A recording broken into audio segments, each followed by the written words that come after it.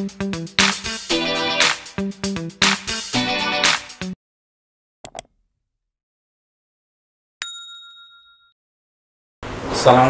warahmatullahi wabarakatuh. Ketemu lagi dengan kami di channel MGMP IPA LP Ma'arif Kabupaten Demak. Kali ini bertemu dengan saya, nama Didik Suwadi dari MTS Miftahul Salam 1 Wonosalam Demak. Kali ini saya akan menjelaskan materi tentang listrik statis. Tentunya kalian tidak asing lagi dengan kata listrik, karena listrik ini sering kita jumpai dalam kehidupan kita sehari-hari. Tapi apakah kalian tahu listrik itu dari mana? Siapa yang berjasa menemukan listrik? Dan bagaimana awal mula listrik tercipta? Tapi sebelum saya menjelaskan materi tentang listrik statis, jangan lupa di subscribe dulu ya videonya, dan ditekan lonceng notifikasinya, serta di like dan share agar kalian dapat mengikuti video-video kami selanjutnya. Oke. Sekarang saya akan menjelaskan berkaitan dengan listrik statis. Listrik itu berawal dari adanya muatan. Muatan itu ditemukan di dalam atom. Ada beberapa ilmuwan yang berjasa di sini. Yang pertama adalah Agustin de Coulomb. Dia ini yang mengawali ditemukannya listrik statis. Kemudian ada Niels Bohr, ini adalah yang berjasa dalam penemuan atom. Sedangkan yang terakhir J.J. Thomson, ini berjasa dalam penemuan muatan listrik. Listrik itu ada dua macam. Yang pertama adalah listrik statis, yang kedua adalah listrik dinamis. Kalau listrik statis ini disebabkan karena adanya perpindahan muatan, sedangkan listrik dinamis itu disebabkan karena adanya aliran muatan. Nah, berbicara tentang muatan, aliran muatan ini sebetulnya sudah disampaikan oleh Allah Subhanahu wa taala dalam firman-Nya, yaitu di surat An-Nur ayat 35. Di situ Allah menjelaskan berkaitan dengan adanya lampu yang dapat menyala karena adanya sesuatu yang ukurannya sangat kecil, yang di dalam Al-Qur'an disebut dengan pelita. Tapi kalau di dalam materi pembelajaran kali ini, yang dimaksud pelita itu adalah muatan listrik. Kemudian muatan atom itu apa? Muatan listrik itu apa? Muatan listrik itu ada di dalam atom. Nah, model atom itu sebenarnya banyak sekali yang anak-anak. Cuman sampai saat ini yang dipakai itu adalah model atom Bohr. Mari kita lihat model atom Bohr seperti apa. Jadi Bohr itu menggambarkan sebuah atom seperti bola, di mana di dalamnya terdapat sebuah inti. Nah, di dalam inti itu terdapat muatan positif. Kalau di dalam gambar ini ditunjukkan warna merah atau oranye itu ya, itu adalah muatan positif. Kemudian oleh Bohr itu diberi nama proton. Selain di dalam inti itu terdapat proton, juga terdapat muatan lagi namanya neutron. Di dalam gambar di sini diberi warna hijau. Kemudian selain ada inti atom, di sekitar inti itu dikelilingi oleh kulit-kulit atom, di mana di dalam kulit atom inilah terdapat muatan negatif yang diberi nama elektron. Nah, muatan positif dan negatif yang ada di dalam atom ini, nanti untuk muatan negatif itu bisa berpindah tempat. Nah, bagaimana proses perpindahan elektron bisa dilihat di gambar berikutnya. Kemudian bagaimana proses perpindahan muatan dari suatu atom ke atom yang lain. Ini saya memberikan contoh dua buah atom. Yang pertama itu atom natrium, yang kedua adalah atom klor. Di sini atom natrium melepaskan sebuah elektron, dan elektron yang dilepaskan oleh atom natrium ini ditangkap oleh atom klor. sehingga terjadi perpindahan muatan dari atom natrium ke atom klor. Tapi perlu diketahui anak-anak bahwa muatan yang bisa berpindah itu adalah elektron atau muatan negatif. Sedangkan muatan positif itu tidak bisa berpindah karena muatan positif atau proton itu posisinya ada di dalam atom, tepatnya di inti atom, sehingga tidak bisa berpindah. Kembali ke contoh tadi, karena atom natrium melepaskan sebuah elektron menyebabkan di dalam atom natrium lebih banyak protonnya daripada elektronnya, sehingga atom natrium itu bermuatan positif. Sedangkan klor, atom klor tadi itu menerima sebuah elektron, sehingga atom klor itu mendapatkan kelebihan elektron, sehingga atom klor itu bermuatan negatif. Dengan melihat banyaknya proton dan elektron di dalam atom, maka atom itu dibagi menjadi 3 macam. Yang pertama adalah atom netral. Yang dimaksud atom netral di sini itu adalah atom yang memiliki jumlah proton dan elektron sama banyak. Sedangkan yang kedua yaitu atom positif. Atom positif itu adalah atom yang memiliki jumlah proton lebih banyak dibanding jumlah elektronnya. Sedangkan yang ketiga atom negatif. Atom negatif itu berarti kelebihan elektron atau jumlah elektronnya lebih banyak daripada protonnya. Kemudian bagaimana dengan proses perpindahan muatan pada benda? Proses perpindahan muatan pada benda itu bisa terjadi dengan 2 cara. Yang pertama dengan cara konduksi. Yang kedua yaitu dengan cara induksi. Sebagai contoh, terjadinya peristiwa perpindahan muatan di dalam benda ini adalah penggaris. Penggaris yang digosok di rambut atau kain wol. Penggaris yang digosok di rambut atau kain wol ini nanti akan menyebabkan elektron yang ada di dalam rambut akan terlepas dan dia akan pindah ke penggaris, akan menempel ke penggaris, sehingga penggaris ini menjadi kelebihan elektron karena mendapat tambahan elektron dari rambut tadi.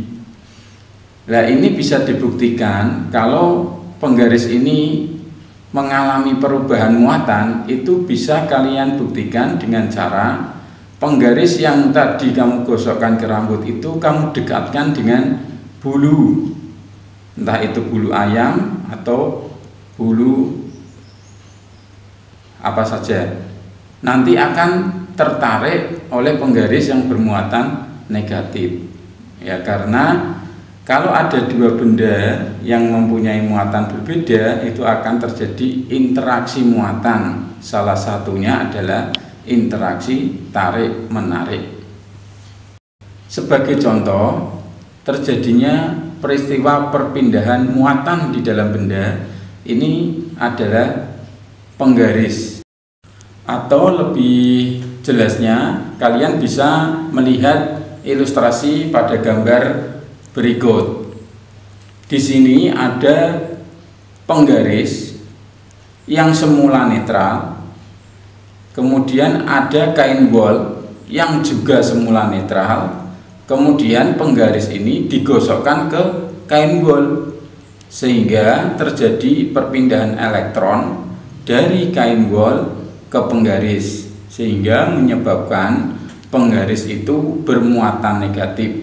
Kenapa? Karena penggaris mendapatkan elektron dari kain wol, sehingga penggaris itu kelebihan elektron. Contoh yang lain yaitu kaca. Kaca yang semula netral, kemudian saya gosokkan dengan kain sutra yang semula juga netral. Pada waktu saya gosokkan kaca ke kain sutra, ini juga terjadi perpindahan muatan dari kaca pindah ke kain sutra, sehingga kaca ini kekurangan elektron. Karena kaca kekurangan elektron menyebabkan kaca bermuatan positif. Sekali lagi anak-anak, saya tekankan bahwa muatan yang berpindah di sini yang dimaksud adalah elektron, bukan proton. Karena yang bisa berpindah itu adalah elektron, bukan proton. Untuk contoh-contoh yang lain, kalian bisa melihat di dalam diktat LP Ma'arif, diktat kelas 9, di situ sudah diberikan tabel beberapa contoh benda yang mengalami perubahan muatan dengan cara konduksi atau digosok. Ada beberapa macam, di situ dijelaskan perubahan muatannya seperti apa dan bagaimana proses perpindahan elektronnya. Lalu bagaimana kita mengetahui suatu benda itu bermuatan atau tidak? Anak-anakku, untuk mengetahui muatan suatu benda atau benda itu bermuatan atau tidak, sudah ada alatnya, namanya elektroskop. Nah, bentuk elektroskop seperti apa? Kalian bisa lihat di gambar berikut. Ini adalah gambar elektroskop. Kalau di sketsa, gambarnya seperti di sampingnya itu ya. Ada 3 bagian utama di dalam elektroskop. Yang paling atas itu namanya kepala elektroskop. Kemudian bagian tengah itu konduktor, dan bagian yang paling bawah itu namanya daun elektroskop. Nah, daun elektroskop ini akan membuka pada saat benda yang didekatkan ke elektroskop ini bermuatan. Jadi secara sederhana, elektroskop itu cara kerjanya, jika elektroskop ini didekatkan oleh benda yang bermuatan, maka daun elektroskopnya akan membuka. Tapi kalau yang didekatkan itu benda tidak bermuatan atau netral, maka daun elektroskop akan menutup. Atau bisa kalian lihat ilustrasi cara kerja daun elektroskop atau alat elektroskop pada gambar berikut. Di sini ada elektroskop yang semula dia dalam keadaan netral. Ingat ya, tadi sudah saya sampaikan prinsip kerja elektroskop. Kalau dalam keadaan netral itu daunnya tertutup, daun elektroskopnya. Kemudian daun elektroskop ini didekatkan dengan benda bermuatan positif. Pada waktu benda positif didekatkan ke elektroskop, ini menyebabkan elektron yang ada pada daun elektroskop dia akan tertarik ke atas. Karena elektronnya tertarik ke atas menyebabkan pada daun elektroskop tidak kembali netral, tapi akan bermuatan positif karena elektronnya tadi bergerak ke atas. Karena daun elektroskopnya bermuatan positif menyebabkan daun elektroskop terbuka. Jadi awalnya netral, kemudian didekatkan dengan benda positif, menyebabkan elektron pada daun elektroskop naik ke atas, menyebabkan daun elektroskop bermuatan positif. Karena daun elektroskop bermuatan menyebabkan daun elektroskop terbuka. Kemudian jika elektroskop yang tadi bermuatan positif disentuh oleh seseorang atau diinduksi, induksi itu sentuhan, disentuh oleh seseorang, maka elektron pada orang itu akan berpindah ke elektroskop. Karena elektron pindah ke elektroskop, maka pada daun elektroskop yang tadi kehilangan elektron, elektronnya tergantikan oleh elektron dari tubuh manusia, sehingga lama-kelamaan daun elektroskop kembali dalam keadaan netral. Pada waktu dalam keadaan netral, maka daun elektroskop ini tertutup kembali. Kalau ini dipegang terus oleh manusia, kalau ini orangnya itu megang terus, maka elektron akan terus mengalir, menyebabkan di daun elektroskop akan kelebihan elektron, sehingga daun elektroskop bermuatan negatif, sehingga daunnya menutup kembali. Secara garis besar disimpulkan, cara kerja daun elektroskop atau cara kerja elektroskop akan menutup pada waktu keadaan netral dan akan terbuka pada waktu dalam keadaan bermuatan. Demikianlah yang bisa saya sampaikan berkaitan dengan listrik statis. Kurang lebihnya mohon maaf. Mudah-mudahan yang saya sampaikan bisa membantu kalian di dalam memahami materi tentang listrik statis.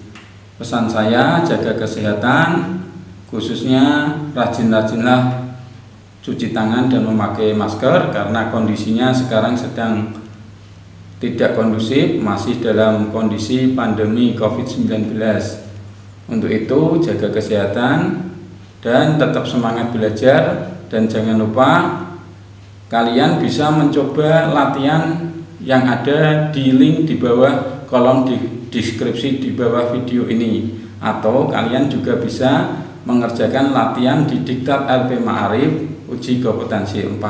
Sekali lagi terima kasih atas perhatiannya, sampai ketemu di video selanjutnya. Wassalamualaikum warahmatullahi wabarakatuh.